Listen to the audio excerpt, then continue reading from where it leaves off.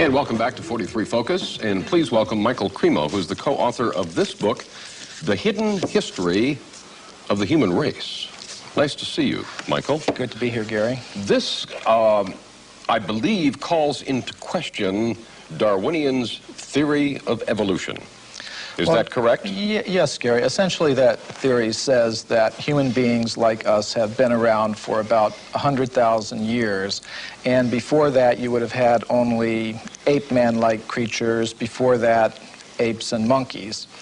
What we found, however, when we looked into the entire history of archaeology, my co-author and I did 8 years of research. We looked at every archaeological discovery that's ever been made, and what we found is that there are hundreds of such discoveries that indicate human beings like ourselves have been around for literally millions of years. Hello everybody, hope everything's well. Now I wanted to read this article to you talking about the Anunnaki and the Ancient Ones and the difference between the two. Alright, now the text confirms that the Elder Gods, or Anunnaki, were in fact not the first gods, and that a race or races known as the Ancient Ones predated the arrival of the Elder Gods, or Anunnaki. The Ancient Ones had come from the stars many eons earlier and had established an extremely advanced culture. The Anunnaki, although initially accepted and very technologically advanced themselves, subsequently caused immense problems and a war broke out. It seems this was no small battle and indeed changed the entire face of the earth and irrevocably altered the course of life thereon.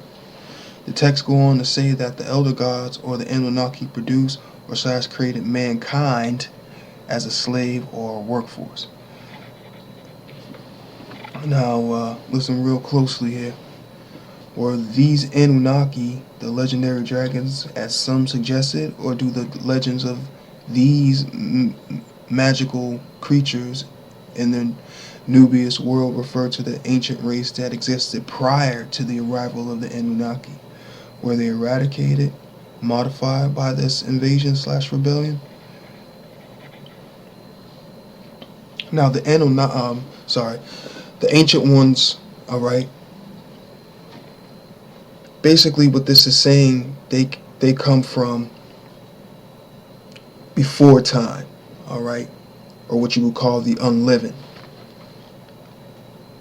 alright, which I was talking about before with, okay, because even in Greek mythology it talks about how when the primordials clashed with each other, they made the Titans, and the Titans were first, alright, so think of the Titans as the Ancient Ones, alright, and the gods as the Anunnaki. Alright? Now, there are many who view the Anunnaki genetic modifications on this planet as an upgrade to the race of beings existing on the Earth at the time, but considering the overweening arrogance and warlike behavior of the Anunnaki themselves and some of our world leaders who claim to be their descendants through their affiliations with various secret societies, it makes one wonder. Now, if you see or look at the secret societies logos, a lot of them do have the snake, okay, which again is dealing with the Kundalini energy. Alright, that's why all cultures around the world in ancient times have a symbol of the serpent or the dragon. Perhaps there is no better example of an unexplained mythical theme than the serpent or dragon. This remarkable creature, with origins in prehistoric times, has no counterpart in the biological world. Yet it was remembered on every habitable continent and persisted across the millennia into modern times.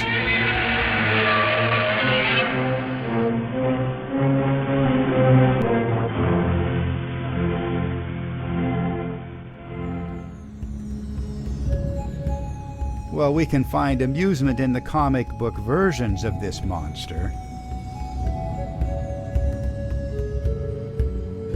But nothing in nature today will explain the dragon's long flowing hair, its fiery breath, its beard, its twin whiskers, its wings or effusive feathers, or its global occurrence as twins,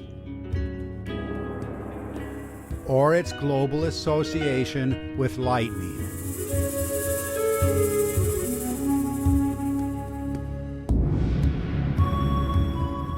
Thousands of years after its prehistoric birth, the monster continues to linger in human fantasy. It will not go away.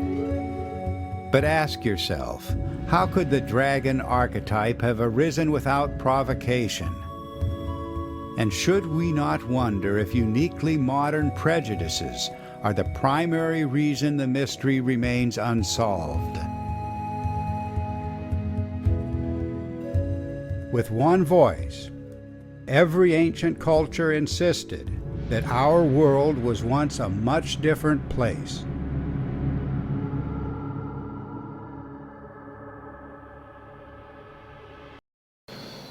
Okay. Now, you heard what he said, that the ancient world was a very different place, so that's what they believed. Now, as a species, man has more genetic defects / disease than any other. Was the Anunnaki gene manipulation an upgrade, or was it in fact a downgrade? Now, again, when we talk about the Greek story, okay, and the Great War and everything, all right, and remember that's basically a story taken from even more ancient cultures, all right.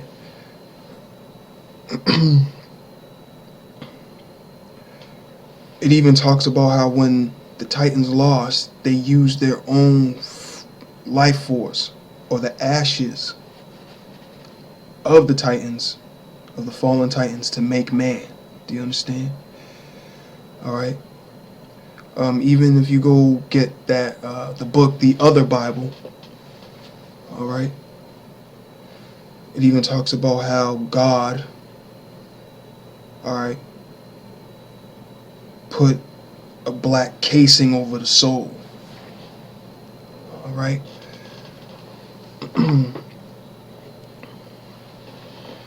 Now, strangely, it clearly states in the Sumerian text that the genes of the commander of the army of the Ancient Ones combined with Anunnaki genes were used to create man.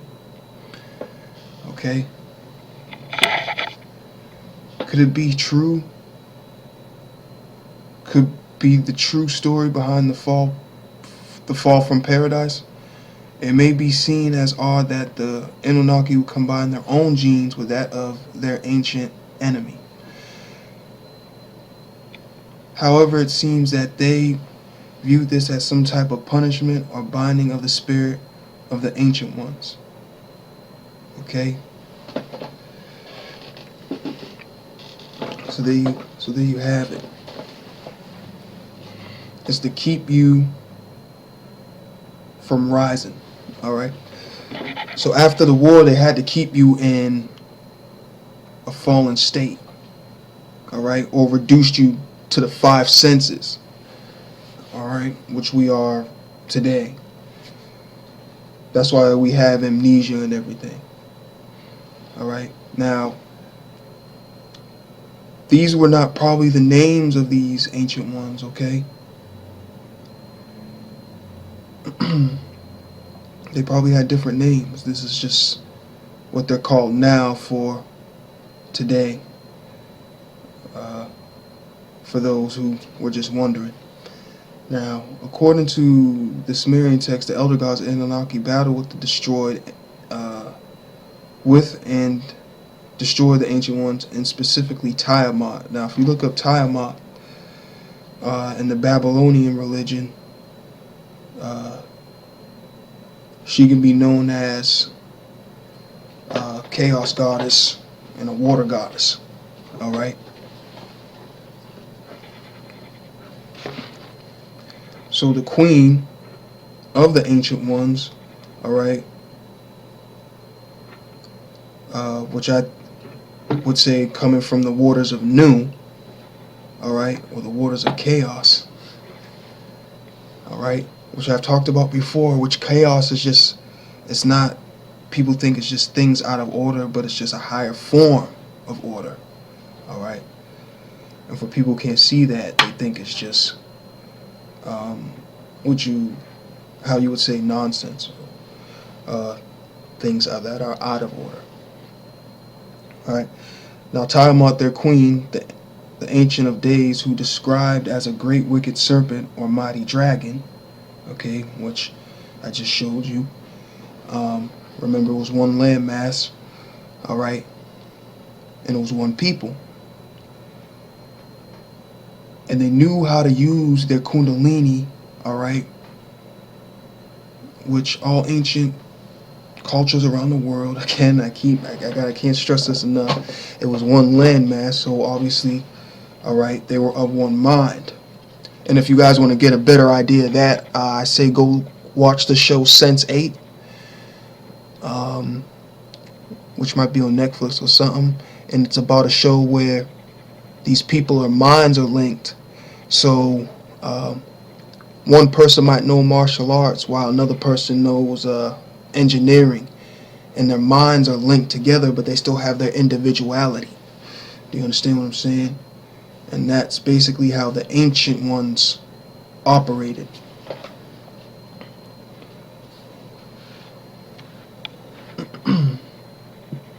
Basically your ancestors. Alright? Now, as described, are many strange allies: serpent men, dragons, sphinx, lion men, centaurs, dog men, and serpent men.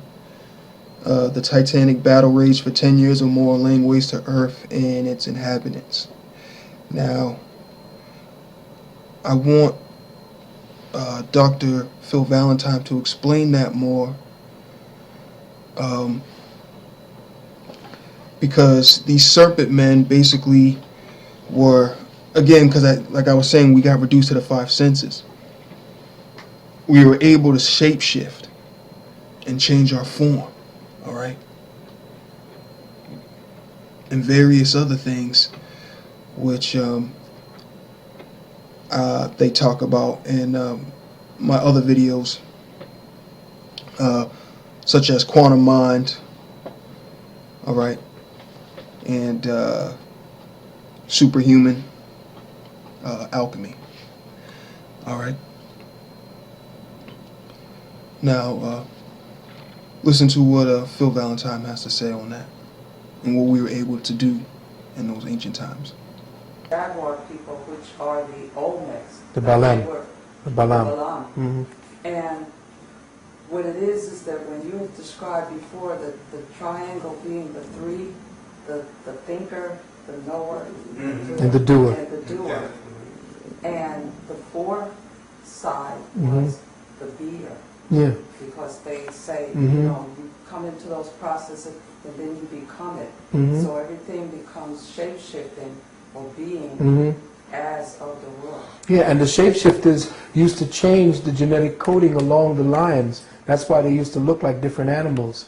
They would take their energy wave signatures and change the DNA patterns that kept them locked into their physical human features and degenerate those particular lines and go along the lines that would be the animals.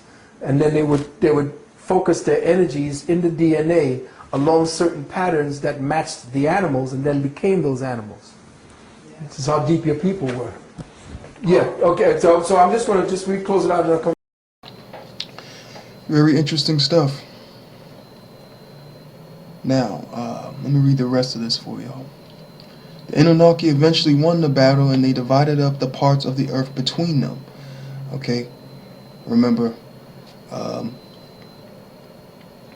this war made the earth scatter.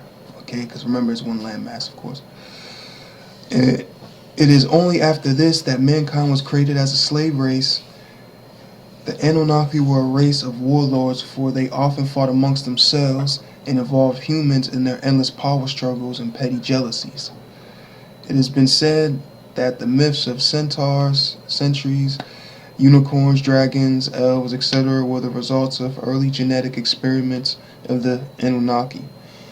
But the Sumerian texts state the creatures and monsters were allies of Tiamat. Were the original dragons, elves, fairy folk, in fact, the ancient ones spoke of in the text?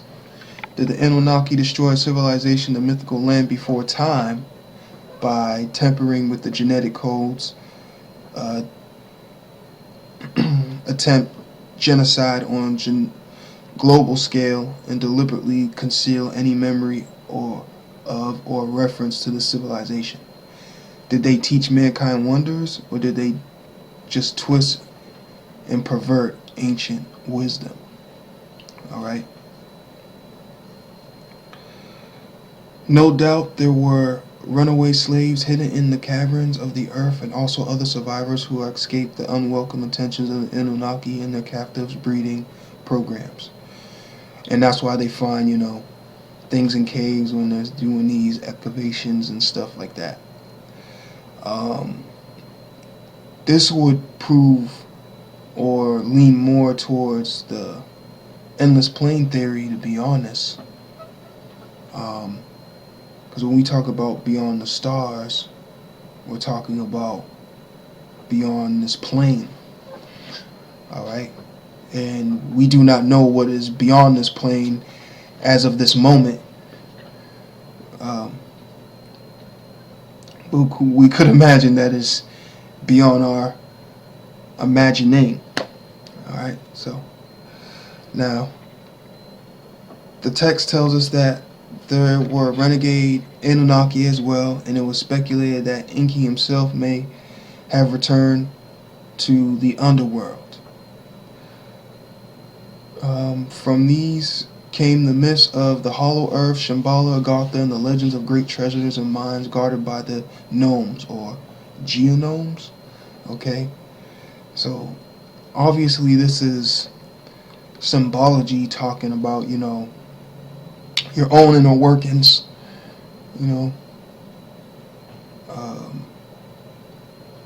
maybe talking about your chakras, your own inner energy. All right.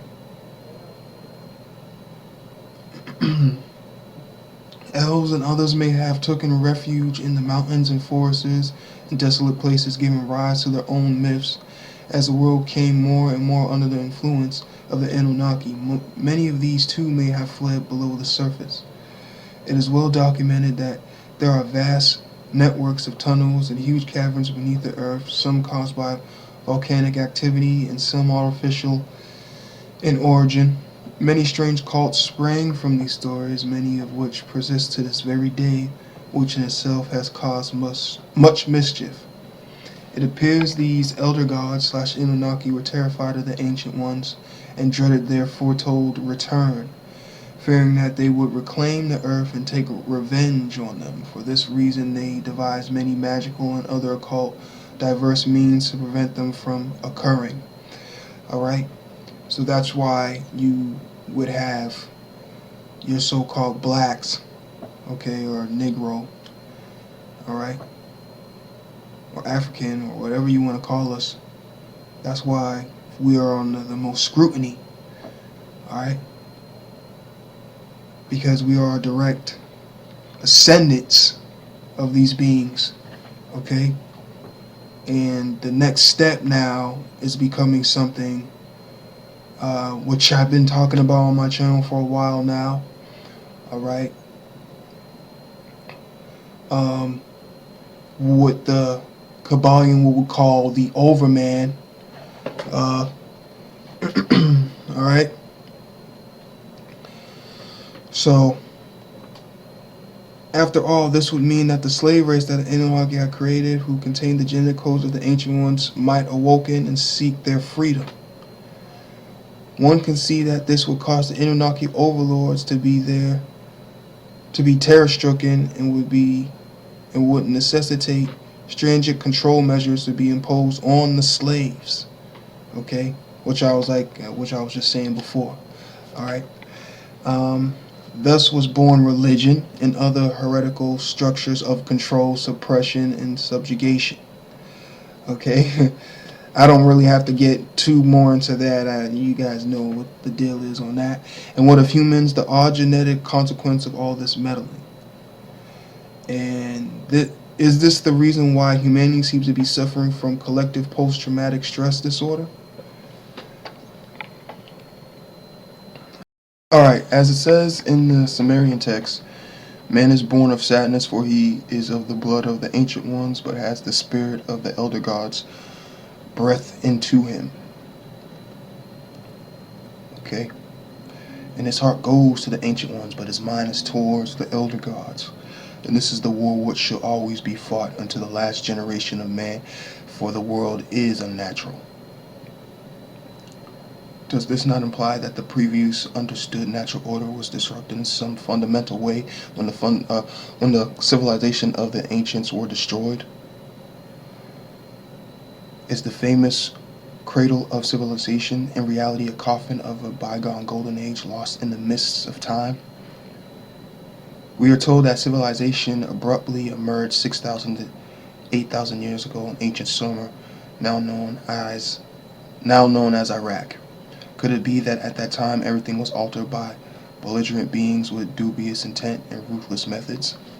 Now that might very well be the case. I'm going to play this small clip here by Ancient Aliens talking about how there was a civilization that existed 5,000 years prior, before the earliest civilizations in Mesopotamia. Part of an ancient Hindu scripture known as the Mahabharata, the Bhagavad Gita was written sometime between the 5th and 2nd century BC. This massive 100,000 verse text contains stories about the ancient empire of Rama, which it is said existed over 12,000 years ago, or roughly 5,000 years before the earliest recorded civilization in Mesopotamia. Alright, now let me read the rest of this for y'all. In the text, the Anunnaki demonstrate their fear and hatred of the ancient ones by describing them as crawling chaos and blaming them for all manner of hideous horror. But the text also reveal the Anunnaki themselves as a fierce, lustful, incestuous, bloodthirsty, deceitful, jealous, and conquering race with a vested interest in keeping their creations ignorant about their true origins. That being the case, we can speculate that the ways of the ancients were diametrically opposed to those of the Anunnaki. Were the ancient ones aware of, and did they utilize chaos theory and the fractal nature of chaos in the creation of their forgotten world? And humanity, blissfully unaware of all this for the most part, still struggles on living the lies and bearing the terrible karmic burden of these unspeakable deeds. But it's also written, know that Tiamat seeks ever to rise to the stars, and when the upper is united to the lower, then a new age will come of the earth, and the serpent shall be made whole, and the waters will be as one. Now, when we talk about, or when the texts talk about the waters being one again, we're talking about we going back to our higher state. Alright, because remember, we only operate on the 5 senses right now. Some of you might operate on a higher sense than that, 6 senses, seeing spirits and all that and so forth, which I talked about in previous videos and everything. But when they talk about the waters being one and the upper rising with the lower, alright, again, I know you guys heard the term as above, so below, okay? That's just talking about you being reunited with heaven or being one with the soul, alright? Because heaven's within, of course, and everything. And when they talk about the serpent, again, talking about Kundalini energy, alright? And just mastering that. And with this, you can do basically anything. You know what I mean? Which is an old age practice. It's not even a new age practice we're talking about. When they talk about new age, they're talking about the Kali Yugas, all right? which I'm going to talk about in a different video. All right. But thank you for listening, and peace and balance to the ancient ones.